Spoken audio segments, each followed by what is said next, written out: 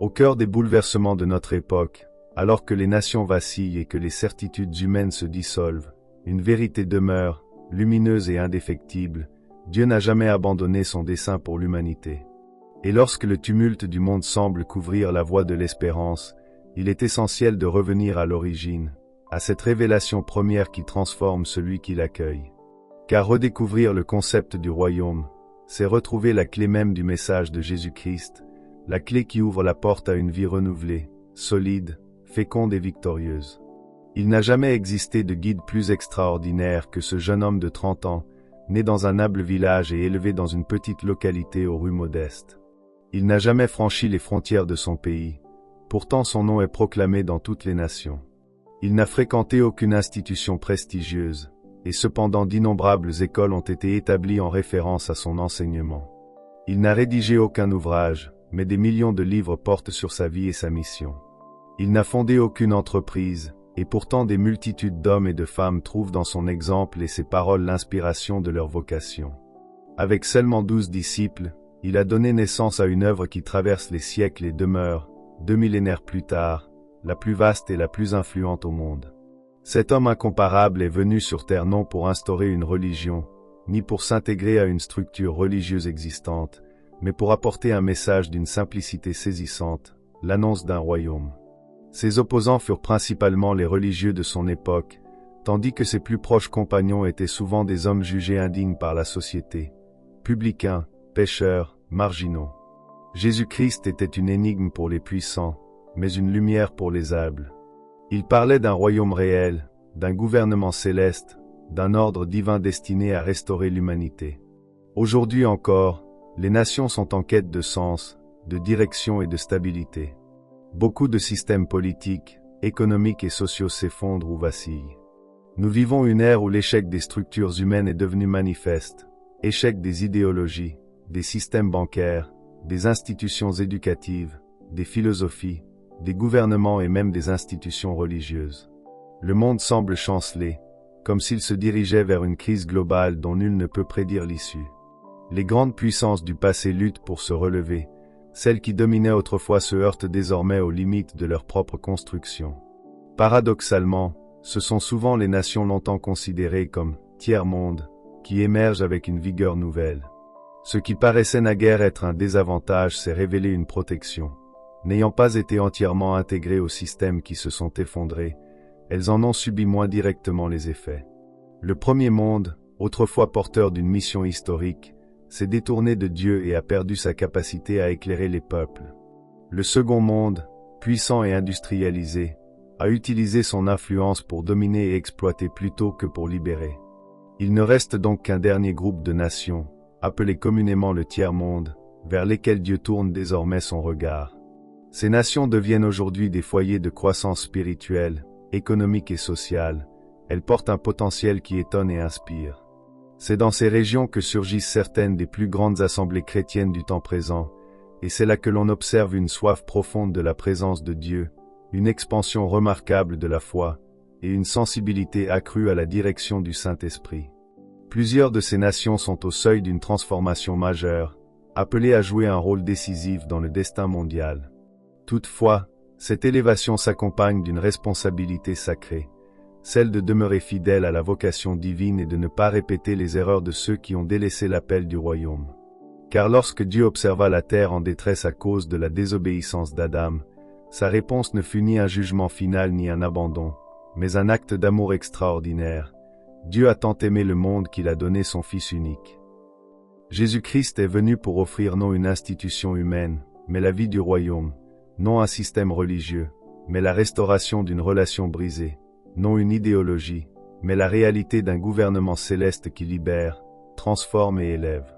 Redécouvrir le royaume, c'est revenir à cette vision première, c'est comprendre que l'espérance des nations ne réside pas dans les structures humaines, mais dans le dessein éternel de Dieu. C'est répondre à l'appel divin avec humilité, fidélité et courage, afin d'être ce peuple que Dieu peut enfin utiliser pleinement pour manifester sa gloire sur la terre. Que nos cœurs s'ouvrent, que notre foi s'élève, et que le royaume de Dieu soit pour nous non un concept, mais une réalité vivante qui transforme la nation, l'Église et chaque vie qui se confie en Christ. Dieu n'a jamais dit qu'il avait tant aimé la terre, il a déclaré qu'il avait tant aimé le monde. Il n'y a rien de mauvais dans la terre, elle est pure, innocente, création originale de Dieu. Lorsque l'Écriture affirme que Dieu a tant aimé le monde, elle précise également qu'il y a envoyé son Fils avec un message grâce auquel quiconque croit ne périra pas mais aura la vie éternelle. Et Jésus ajoute que Dieu n'a pas envoyé son Fils pour condamner le monde, mais afin que le monde soit sauvé par lui. Même l'Église, parfois, n'a pas saisi cette distinction essentielle. Le Fils n'est pas venu s'occuper d'abord de la terre, mais du monde. Il l'a dit sans ambiguïté, il n'est pas venu condamner le monde, mais le sauver. Il n'a jamais déclaré être venu sauver la terre. Aujourd'hui, les gouvernements multiplient les conférences pour sauver la planète. On parle de politiques environnementales, de lutte contre la pollution, de purification de l'air, de transitions écologiques. Mais toutes ces discussions concernent la Terre, non le monde. Or le véritable problème de cette planète n'est pas la Terre, mais le monde. La différence entre les deux est fondamentale. Il existe deux mondes sur la Terre. Si vous prenez des notes, retenez ceci, la Terre et le monde ne désignent pas la même réalité. Dans le psaume 24, le roi David dit « La terre appartient à l'Éternel et tout ce qu'elle contient ». Puis il ajoute « Le monde aussi, et ceux qui l'habitent ». Il distingue donc clairement la terre et le monde. Toutes deux appartiennent à Dieu, mais elles ne sont pas identiques. La Papouasie-Nouvelle-Guinée doit comprendre rapidement cette distinction, car la terre que Dieu lui a confiée est composée de plus de 1000 îles dans l'océan. Dieu vous a libéré de la domination coloniale, de l'impérialisme, et il vous a remis un territoire à administrer. Il vous a fait nation il y a 36 ans parce qu'il vous a confié cette terre. Sous vos pieds, il a placé l'or, le pétrole, le cuivre, et dans vos eaux, des ressources marines d'une immense valeur. Dieu vous fait confiance pour gérer son bien. Mais souvenez-vous, il existe une différence majeure entre la terre et le monde. Le mot « terre », dans la Bible, vient du terme Tierra, qui désigne la planète physique, la terre ferme, les montagnes, les océans, les vallées, les arbres. C'est la création matérielle de Dieu. Mais le mot « monde », lui, est cosmos. Et ce mot est tout autre. Cosmos signifie système de gouvernance, structure d'autorité, dispositif de contrôle. Ce sont les systèmes qui influencent la vie humaine, systèmes économiques, bancaires, politiques, sportifs, médicaux, sociaux, culturels. Voilà le monde. La Terre, elle, est pure. Le monde, ce sont les structures humaines qui affectent la Terre. Jamais un arbre ne maudit Dieu. Jamais un chien, un chat ou un oiseau ne s'élève contre lui. Le problème n'est pas la création naturelle. Le problème, ce sont les êtres humains et les systèmes qu'ils dirigent. La pollution ne vient pas de la Terre, elle vient des hommes. La Terre ne se dépouille jamais de ses richesses. Ce sont les hommes qui les arrachent pour les accumuler. La terre ne provoque jamais la famine. Ce sont les hommes qui, par leur système, retiennent les ressources essentielles pour maintenir des prix élevés au détriment des affamés. Le problème n'est jamais la terre. Ce sont les structures humaines qui la contrôlent. C'est cela, le monde. Quelque chose a donc mal tourné avec le monde placé sur la terre. Le premier système instauré sur la planète était le royaume des cieux, confié à Adam, notre ancêtre. Mais lorsque celui-ci a désobéi au gouvernement céleste, il a déclaré son indépendance vis-à-vis du royaume, transformant la terre en une colonie autonome. Les hommes sont alors devenus les dirigeants de la terre, mais sans Dieu. Jésus a vu ce drame et a proclamé « Je suis la lumière du monde ». Il n'a pas dit « la lumière de la terre », mais la lumière du système. Dans la pensée hébraïque, la lumière n'est pas seulement l'absence d'obscurité, elle signifie la connaissance. Et l'opposé de la connaissance, c'est l'ignorance. Jésus affirmait ainsi, « Vous tentez de diriger la terre dans l'ignorance. J'ai été envoyé pour restaurer la connaissance originelle. » Voilà pourquoi il a dit, « Sans moi, vous ne pouvez rien faire. » Sans la connaissance divine, les hommes gouvernent dans les ténèbres. La terre n'a jamais été conçue pour se gouverner elle-même. Elle a été créée pour être administrée par l'être humain, mais sous la guidance du ciel. Ainsi, chaque nation sur terre a besoin d'une information venue d'ailleurs. C'est précisément pour cela que Dieu a tant aimé le monde, pour redresser les systèmes humains. Il ne pouvait choisir quelqu'un issu de la terre pour résoudre le problème. Il devait envoyer quelqu'un d'un autre lieu du ciel, afin de restaurer la lumière. Dans l'évangile de Jean, Jésus déclare, « Vous êtes d'en bas, mais moi je suis d'en haut. Vous êtes de ce monde, mais je ne suis pas de ce système. » Relu avec cette compréhension, l'écriture devient limpide. Jésus ne parlait pas de géographie mais de nature et de gouvernance. Il disait, « Votre esprit est fixé sur les réalités terrestres, moi, je viens du royaume. » Alors voici la question fondamentale. Peut-on réparer la terre sans le ciel? C'est le défi de la Papouasie-Nouvelle-Guinée. Aucun gouvernement humain n'est suffisamment sage pour gouverner seul. Car le pays, comme toute nation, est immensément complexe. Gouverner un pays composé de 800 langues, de milliers d'îles et de populations dispersées dans les montagnes comme sur de petites terres isolées exige la sagesse de Dieu. Voilà pourquoi tout gouvernement qui tente de diriger sans lui se dirige inévitablement vers le désastre. Je suis fier de la Papouasie-Nouvelle-Guinée, car votre constitution affirme que cette nation sera gouvernée sur la base de principes bibliques. C'est une décision sage, vous avez invité Dieu à s'impliquer dans votre législation, et j'espère que vous le laisserez y demeurer. Jésus a enseigné que, pour résoudre les problèmes de la terre, il faut recevoir des informations venant d'un autre royaume. Même l'un des hommes les plus brillants de l'histoire moderne, Albert Einstein, l'a reconnu à sa manière. Lui qui a percé les mystères de l'atome et révélé les secrets de l'énergie déclarait que le monde est un endroit dangereux non à cause de ceux qui font le mal, mais à cause de ceux qui ne font rien pour lutter contre le mal. Et il est vrai que certaines des personnes les plus inefficaces sur Terre sont parfois les chrétiens, prompts à critiquer, mais hésitant à s'engager réellement pour transformer la société. Ils parlent de ce qui ne va pas, tout en refusant d'entrer dans les systèmes où se joue le changement. Une partie de la théologie chrétienne a même inculqué une mentalité d'évasion. Partir au ciel, abandonner la société, attendre l'enlèvement, éviter les responsabilités politiques, culturelles ou sociales. Mais on ne change jamais ce que l'on fuit. Or le monde, les systèmes, est précisément le problème. Et le commandement donné par Jésus est clair. Allez dans tout le cosmos, c'est-à-dire dans les structures gouvernementales, les systèmes de contrôle, les sphères où se façonnent les nations. Il a dit, allez dans le système. C'est pour cette raison que j'ai été envoyé ici. Vous êtes une nation jeune, et les vautours déjà tournent pour s'emparer de vos richesses. Les investisseurs affluent, la tentation de la corruption est grande, et vendre son âme pour un plat de lentilles reste un danger réel.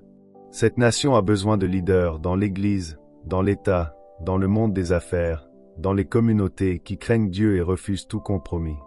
Le besoin le plus urgent sur la terre aujourd'hui est l'émergence d'un nouveau monde, d'une nouvelle manière de gouverner. Voilà pourquoi le message de Jésus est si essentiel. Permettez-moi de répéter ce que j'ai déjà mentionné. Certaines choses peuvent détruire n'importe quel pays, et chaque leader devrait les connaître. Premièrement, la politique sans principe. Deuxièmement, le plaisir sans conscience. Troisièmement, la richesse sans travail. Quatrièmement, le savoir sans caractère. Cinquièmement, les affaires sans moralité. Sixièmement, la science sans humanité. Septièmement, le culte sans sacrifice. Nous avons besoin de responsables qui ne violeront pas leur conscience, qui ne chercheront pas à obtenir la richesse sans travail honnête. La corruption est précisément le fruit de ce désir de richesse sans effort. C'est pourquoi la Bible enseigne que chacun doit travailler de ses mains à ce qui est juste. Aucun leader véritable ne peut sacrifier sa morale pour de l'argent. Le monde a donc besoin d'une nouvelle génération de dirigeants intègres. Je suis convaincu que si les économies s'effondrent aujourd'hui, c'est parce que Dieu lui-même est impliqué. Il expose les faiblesses humaines, il révèle la défaillance de nos systèmes, il montre que sans lui, l'homme est impuissant. Dieu ramène l'humanité à lui. En Europe, beaucoup reviennent dans les églises parce qu'ils ne trouvent plus de travail. Des banquiers eux-mêmes commencent à chercher Dieu, car leurs idéologies séculières ne suffisent plus. Dieu met la terre à genoux pour que l'homme se tourne vers le royaume. Le monde entier aspire désormais à une nouvelle économie, à un nouveau pays, à un nouvel avenir. C'est pourquoi tant de gens se déplacent, migrent, traversent les océans. Permettez-moi de vous avertir, dans les 10 prochaines années, beaucoup viendront en Papouasie-Nouvelle-Guinée chercher du travail. Vous devez donc vous éduquer rapidement, car si vous ne vous formez pas vite, une autre nation viendra administrer votre propre pays. Ce serait la répétition de ce qui s'est produit il y a 200 ans, mais cette fois avec des personnes que vous aurez vous-mêmes invitées. Jeunes, allez à l'école. Formez-vous. Cultivez votre esprit afin de pouvoir gérer les affaires de votre nation et ne pas redevenir les victimes des étrangers. Parce que le monde s'effondre, les peuples cherchent un refuge. C'est pourquoi les migrations prennent tant d'ampleur. Chacun cherche un pays qui lui offrira une vie meilleure. Et chaque semaine, des milliers de personnes se déplacent, certaines cachées dans de grands bateaux, d'autres risquant même la vie de leurs enfants sur de frêles embarcations, simplement pour trouver une nouvelle chance. Toute l'humanité recherche un nouveau monde. Et il existe des paroles qui ne se contentent pas d'informer. Elles éveillent, elles secouent, elles rappellent aux hommes leur véritable identité. Aujourd'hui, ouvrons nos cœurs à un message capable d'élever l'âme et de réveiller la destinée d'une nation, d'un peuple, d'un croyant qui se lève pour accomplir la volonté de Dieu sur la terre. Gouverner une nation riche de plus de 800 langues, constellée de milliers d'îles et de populations dispersées entre montagnes et archipels exige une sagesse dépassant la seule intelligence humaine. C'est pourquoi tout gouvernement qui prétend diriger sans Dieu s'engage inévitablement sur un chemin de désordre et de ruine. Il est juste d'être fier de voir une nation choisir de s'ériger sur les principes divins. Un tel choix revient à inviter le Créateur lui-même à participer à l'élaboration des lois, à guider les décisions et à préserver la destinée du pays. Puissions-nous toujours lui laisser cette place. Jésus enseigna que les problèmes de la terre ne peuvent être résolus par une sagesse terrestre. Seule une révélation d'en haut peut éclairer les ténèbres humaines. Même le génie d'Albert Einstein, l'un des esprits les plus brillants de notre histoire, reconnaissait que le monde devient dangereux non pas tant à cause de ceux qui commettent le mal, mais plutôt à cause de ceux qui ne font rien pour l'arrêter. Trop souvent, ceux qui devraient rayonner comme lumière, les croyants, se contentent de critiquer sans agir. Ils constatent le mal mais n'entrent pas dans les systèmes pour les transformer. Une grande partie de la pensée religieuse moderne a malheureusement paralysé l'engagement, invitant à fuir le monde plutôt qu'à le changer. Comment transformer ce que l'on évite? Jésus n'a jamais appelé à l'évasion. Son ordre fut clair, allez. Allez dans les systèmes, dans les gouvernements, dans les structures sociales, culturelles et économiques, et portez-y la lumière du royaume. Aujourd'hui, les nations jeunes sont convoitées. Les investisseurs affluent, la tentation de la corruption se renforce, et beaucoup vendent leur âme pour un avantage éphémère. C'est pourquoi il faut des dirigeants intègres, dans l'Église comme dans l'État, dans les affaires comme dans la société. Des hommes et des femmes qui refusent le compromis et honorent Dieu avant tout. Certaines attitudes détruisent inévitablement une nation. La politique dépourvue de principes, le plaisir sans conscience, la richesse sans travail, le savoir sans caractère, les affaires sans moralité, la science dénuée d'humanité et le culte sans sacrifice.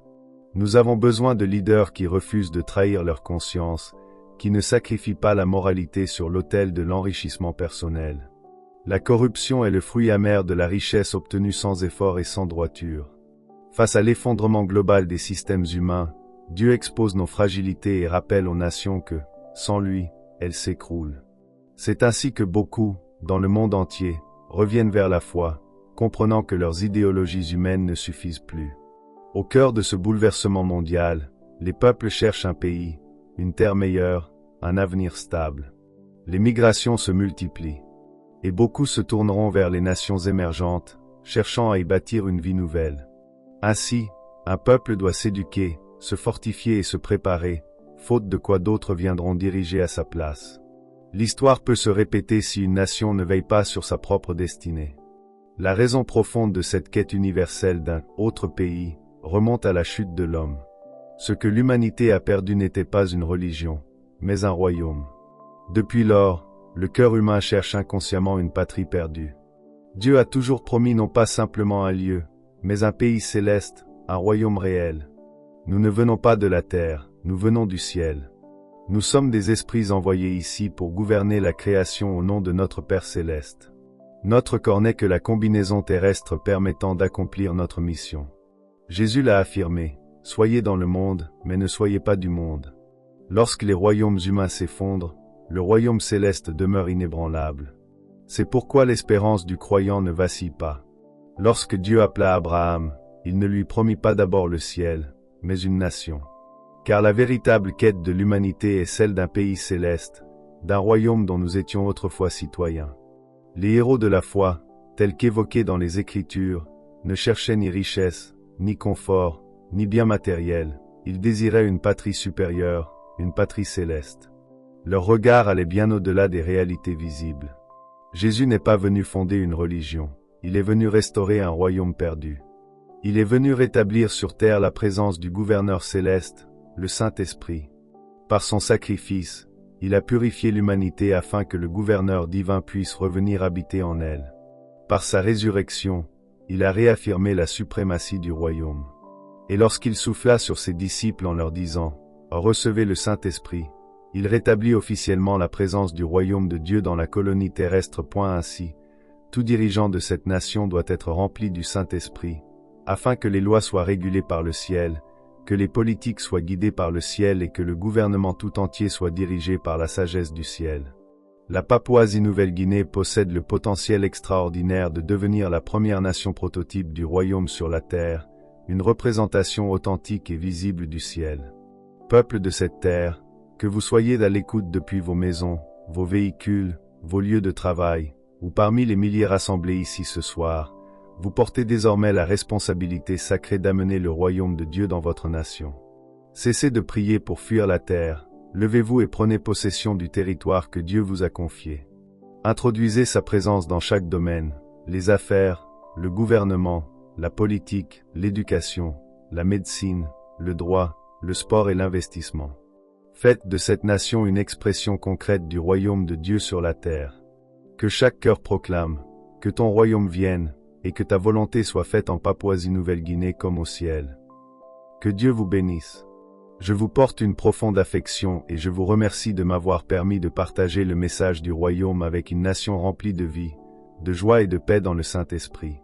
Que chacun se lève maintenant et offre le plus puissant cri de victoire au roi des rois.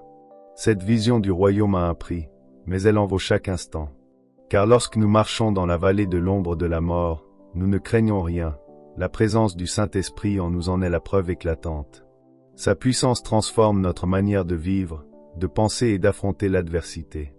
Nous ne pleurons pas face aux défis, nous nous tenons debout, le regard fixé sur l'ennemi, et nous déclarons avec assurance divine, « Quoi que tu fasses, je suis plus que vainqueur.